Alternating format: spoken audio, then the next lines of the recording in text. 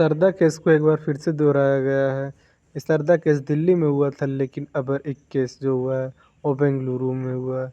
उससे ज़्यादा खौफनाक कत्ल का अंजाम दिया गया है। एक ही लड़की को करीबन लोग पहले बता रहे थे कि 30-40 टुकड़ा में बाँटा गया है, लेकिन जब डॉक्टर एक-एक करके गिनती करती है तो डॉक्टर बताती है कि टोटल 59 टुकड़े हैं, यानी 59 टुकड़े हैं। सारे लोग यह बात सुनकर चौंक जाते हैं। यह कहानी बेंगलोर का है। बेंगलोर में एक परिवार रहा करता था, जिस परिवार में टोटल 4 सदस्य होते हैं। एक महालक्ष्मी, महालक्ष्मी का भाई और महालक्ष्मी का माँ, और महालक्ष्मी का बहन भी होती है। ये सारा परिवार बेंगलुरु में ही रहा करती थी। और महालक्ष्मी शादी का उम्र के हो जाती है और महालक्ष्मी का शादी करा दिया जाता है परिवार की ओर से। लड़का का नाम हेमंत दास होता है। हेमंत दास के साथ महालक्ष्मी का शादी हो जाता है और हेमंत दास के साथ जाकर महालक्ष्मी रहने लगती है। और कुछ दिन बीतने के बाद हेमंत दास और महालक्ष्मी का एक लड़की होती है। और अच्छा, ये दोनों का वक्त कट रहा था, लेकिन साल 2023 में दोनों के आपसी विवाद में दोनों आपस में दूरी बना लेते हैं। हेमंत दास का कहना था कि मेरी पत्नी किसी से बात करती, किसी से मिलती है और किसी से प्यार करती है, और हेमंत दास इसी वजह से अपनी पत्नी के साथ आए दिन लड़ाई झगड़ा किया करता। और पत्नी भी जो महालक्ष्मी होती है वह हेमंत दास को छोड़कर कहीं दूसरे जगह रहने लगती है। और इन दोनों का जो बच्चा होता है, लड़की, वह हेमंत दास के साथ रहती थी। और हेमंत दास के साथ इन दोनों का बच्चा रहने की वजह से कभी कभी महालक्ष्मी हेमंत दास से के घर आती और अपने बेटी से मिलती, कुछ वक्त बिताती और अपने घर चली जाती। एक पता चल रहा था कि कमरे किराए पर ली थी और एक शॉपिंग मॉल में काम करती थी। जहाँ कमरा किराए पे ली थी महालक्ष्मी, वहाँ आसपास के लोगों को काफ़ी दुर्गंध आ रहा था और महालक्ष्मी भी कई दिन से नज़र नहीं आ रही थी। ऐसा था कि महालक्ष्मी किसी से ज़्यादा तालमेल नहीं रखती थी, क्योंकि 9 बजे का वक्त, सुबह का वक्त, वह ड्यूटी पे जाती थी और रात करीबन 10 साढ़े 10 बजे आती थी। तो किसी से कोई मतलब नहीं रहता था, कोई इसको आते जाते देखता भी नहीं था। जाते वक्त तो देखते थे, लेकिन आते वक्त तो कोई नहीं देखता था। तो कोई महालक्ष्मी को ठीक तरीक़े से जानता नहीं था। अचानक जब वहाँ तेज़ दुर्गंध आने लगता है तो वहाँ के लोग पुलिस को खबर करती है। पुलिस आती है और रूम मालिक से पूछती है कि यहाँ कौन रहा करती थी। तो रूम मालिक बोलता है कि एक महालक्ष्मी नाम की लड़की थी जो रहा करती थी। रूम मालिक बताता है कि 8-9 महीना से वह लड़की यहाँ पर रह रही थी।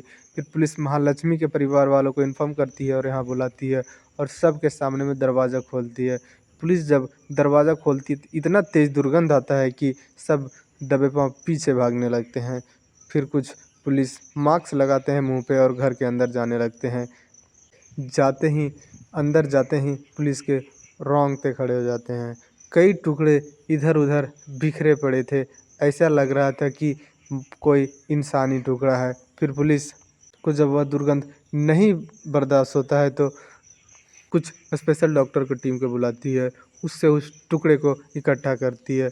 जब टुकड़ा इकट्ठा करती है और उसे जांच के लिए लैब भेजा जाता है, तो पता चलता है कि करीबन 18 से 20 दिन पहले इस लड़की को मारा गया है, यानी कत्ल किया गया है। पुलिस फिर इसके पति हेमंत दास को उठाती है और पूछताछ करने लगती है कि तुम्हारी पत्नी तुम्हें छोड़कर कहीं और क्यों रहती थी। तो हेमंत दास सारा कहानी बताता है, साहब, हमारी पत्नी का किसी के साथ चक्कर था और हमें हेमंत दास बताता है कि हमारी पत्नी के किसी के साथ चक्कर था और यह चीज़ हमें बिल्कुल पसंद नहीं था। इसी में हम दोनों में लड़ाई झगड़ा होता और एक दिन इतना ज़्यादा लड़ाई हुआ कि हमारी पत्नी हमसे दूरी बना लेती है, हमें छोड़कर चल जाती है। और हम भी इतना चिड़चिड़ा हो गए थे कि इसके बारे में खोजबीन करने नहीं जाते हैं। लेकिन हमारी जो बेटी होती है वो हमारे पास ही रहती है और कभी-कभी 15 दिन पे सप्ते में एक बार आके अपने बेटी से मिल लिया करती।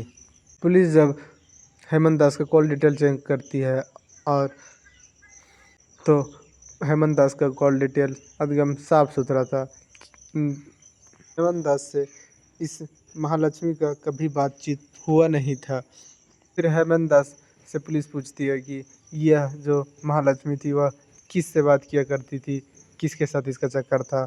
तो उसका पति बताता है कि यहीं बेंगलुरु में ही एक सैलून में एक लड़का काम किया करता है जो कि उत्तराखंड के है, उसी से हमारी पत्नी बातचीत किया करती थी।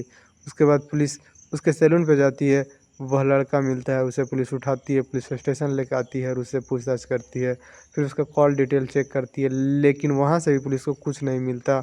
वह लड़का से पूछा जाता है तो वह लड़का साफ सुथरा बताता है कि हाँ, हम जिस दिन इस लड़की का कत्ल हुआ था उस दिन इस जगह पे था।